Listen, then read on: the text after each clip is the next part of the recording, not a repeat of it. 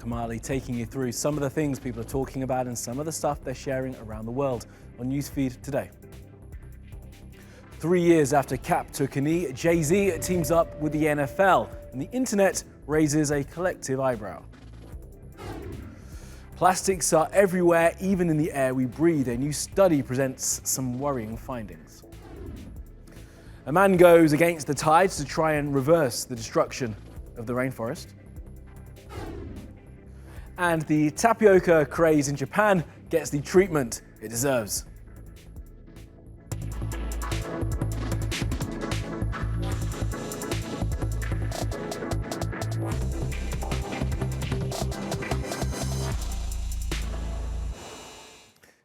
And it's top of the newsfeed, Jay-Z, Colin Kaepernick and the NFL. Now, the rapper says he will work with the National Football League in America to address social justice issues. His company will run the NFL's entertainment offerings like the Super Bowl halftime show, but it's the social justice pledge that stands out. You see, the NFL has had a PR problem in recent years after one of its high-profile players decided he couldn't stand by and do nothing while black men were being killed in the streets by American police with apparent immunity. I mean, ultimately, it's to bring awareness and make people realize what's really going on in this country. But what went mostly unnoticed at the It's been 3 years since NFL quarterback Colin Kaepernick took a stand against police brutality and injustice in America by taking a knee during the national anthem. There's people being murdered unjustly and not being held accountable. Cops are getting paid leave for killing people. That's not right. That's not right by anyone's standards. But by taking that knee, his career took a dive. After the quarterback left the 49ers, he couldn't land a job and accused NFL bosses of colluding to keep him off the field. Not only of America. In the years that followed, another fault line in America's culture wars was exposed as people took sides. Wouldn't you love to see one of these NFL owners, when somebody disrespects our flag, to say, get that son of a bitch off the field right now, out, he's fired. He's fired! If nothing else, what he's done is he's generated more conversation around some topics that need to be talked about. And now those NFL owners have signed up rapper Jay-Z to try and repair their reputation. He'll lead a project called Inspire Change. Jay-Z says the time for kneeling is over. I think we've passed kneeling. I think it's time to go into actionable items. And he wants to push past protests. We all know the issue now. Okay, next. Where are we moving on next? And I'm not, again, so to be clear for the room, I'm not minimizing that part of it because that has to happen. That's a necessary part of the process. But now we all know what's going on. What are we going to do? Inspire Change aims to promote education and criminal justice reform. The partnership has been met with skepticism by some, with the hashtag I'm Still With Cap trending. Did the NFL really think hiring Jay-Z would absolve their responsibility for addressing decades of systemic oppression in the same communities of color they recruit their talent from? And people are questioning Jay-Z's motives. He stands to make a lot of money from curating the Super Bowl halftime show, a headline gig he turned down this year. So did Rihanna and Pink, who said they stood with Kaepernick. This new project could be a touchdown for the league and Jay-Z. But many are wondering what changed his mind. I said no to the Super Bowl. You need me, I don't need you. Every night we in the end zone. Tell the NFL we in stadiums too. I said no to the Super Bowl. You need me, I don't need you. Every night we in. Okay, let's take a look at some of the other things that caught our eye on social media. Now, 11 people were killed in May of this year trying to climb the world's highest mountain. There were also traffic jams. Everest said that people had to queue to get to the top, which is like a really extreme theme park. Well, not anymore, or so the Nepalese government will hope. It's introduced new rules which mean that people who fork out $10,000 to pit themselves against the peak will have to prove they have high altitude climbing experience. It's kind of incredible to think that before this, anyone with deep pockets could buy their way into an inherently dangerous pastime. A scheme to put messages on the packaging in chicken shops in London to discourage people from carrying knives is being expanded, and that has led to a British MP tweeting and quoting himself in the newspaper. In the tweet, he says that the stunt is embarrassingly lazy or at best unfathomably stupid. In the article, he says it's explicitly racist. The MP is called David Lammy, and he said that the money will be better spent investing in local communities. It was a scheme launched back in April by Morley's chicken shop. There were 285 people killed with knives in the UK last year. 25% of those were black. This is a historic project that is going to help grow this community, give people jobs, and give a future to your kids and my kids. For a year and a half, I didn't have anything. We lost our home, we lost a vehicle. And this is the trailer for the first Obama-backed Netflix documentary. Michelle and Barack's production company, Higher Ground, will make 7 films for the streaming service, and this is the first. It's about a factory that used to manufacture cars for General Motors, but then was shut as it wasn't making any money, and then reopened by a Chinese firm to make glass for car windows. It's called American Factory, and it's out on the 21st of August.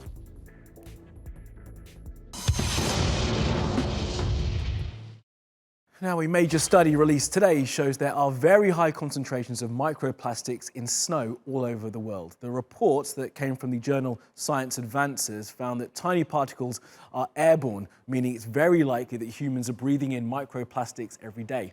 Researchers add that their findings show that plastic pollution is now in virtually every habitat, from the deepest oceans to the most remote parts of the Arctic North. The effect that these plastic particles have on the human body is an ongoing experiment in which we're all guinea pigs. And the Worldwide Fund for Nature says that forest animals are declining at an alarming rate, down more than half in the past 40 years. The loss of wildlife is blamed on urban expansion and increasing levels of deforestation. The WWF has called on world leaders to take decisive action to stop the decline. And one person who is also urging decisive action is Greta Thunberg. She is sailing across the Atlantic right now to go to a climate change conference in the United States, where she will once again call on world leaders to do more to keep the planet habitable for humans. And you can track her progress on Twitter by following the link in her tweets. But Greta isn't the only one doing something to change. Check out this guy in Indonesia.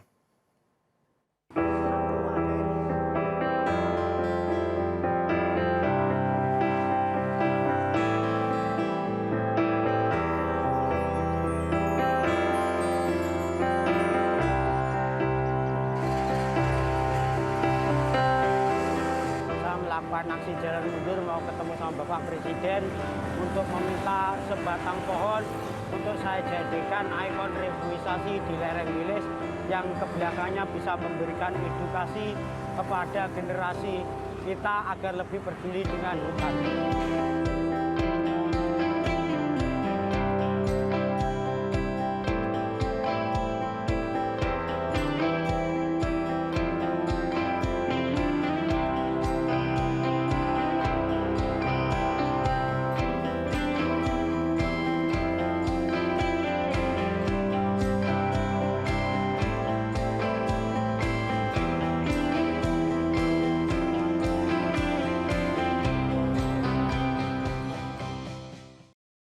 Okay, to Nigeria now for a look at how some young people there are producing movies with tiny budgets. These teenagers made Nigeria's first sci-fi film using their smartphones and recycled items. The 8-member crew call itself the Critics Company.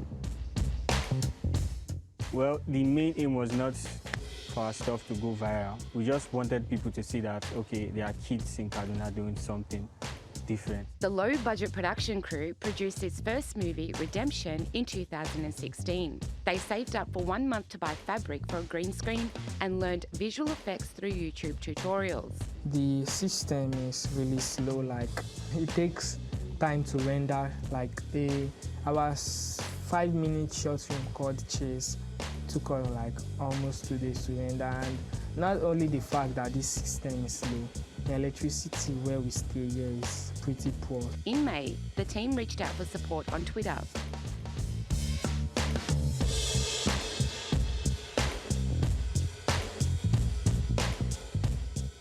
and one of Nigeria's biggest filmmakers, threw her support behind them.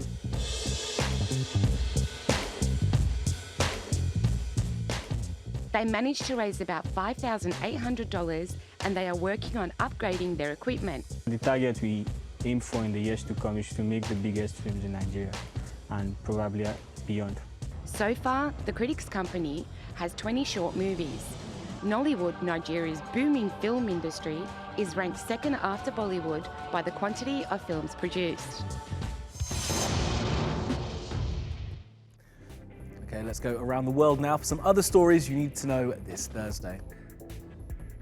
Now, the owner of 8chan, a message board often used by white nationalists to spread their ideology, will give evidence to the US House of Representatives. His name is Jim Watkins, and he says he's always cooperated with police to monitor hate speech on his site, though Congress has compelled him now to testify. A suspected shooter who targeted Latinos in El Paso, Texas last week, and the man accused of attacking mosques in New Zealand both posted on 8chan shortly before their attacks.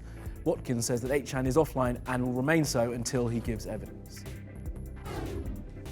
There is hope that a new treatment for a previously drug-resistant strain of tuberculosis could become available worldwide. The drug is called primatominid, and it uses betaquilidine and linezolid and was found to be 90% effective. Primatominid has been cleared for US Federal Drug Agency use, meaning that World Health Organization may also follow suit.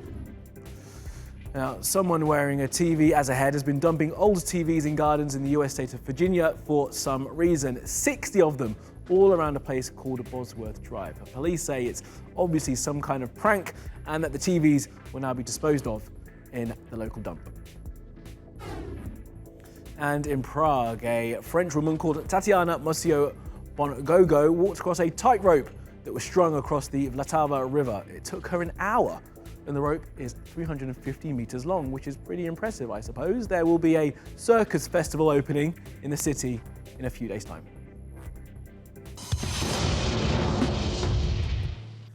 And last up, let's take you to Japan, where that nation's obsession with tapioca has led to some quick-thinking, clever cashing in by one company.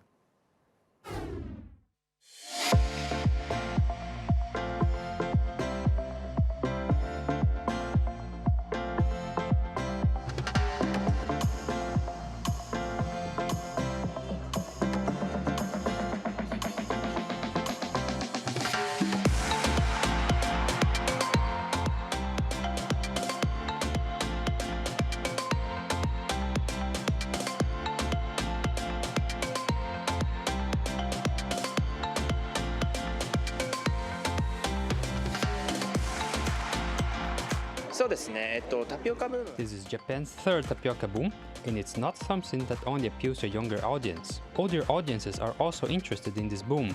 We came up with this tapioca land as a way for visitors of all ages to enjoy the experience.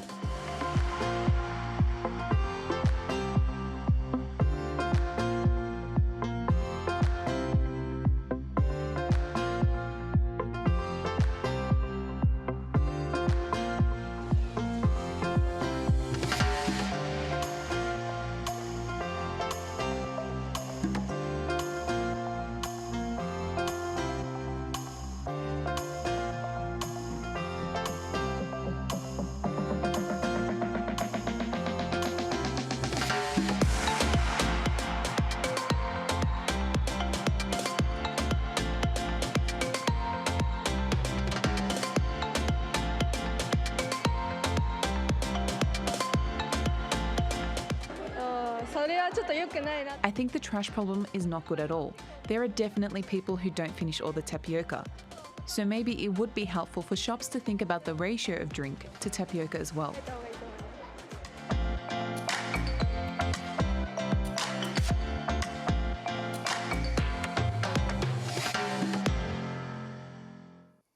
And that will be all from the Newsfeed team. Reach out to me with your questions, comments, complaints, and suggestions. You'll find me at Kamali Melbourne. You'll find us 24/7 on YouTube. Subscribe to our channel. Follow me on Twitter. Follow, subscribe, add. See you again tomorrow.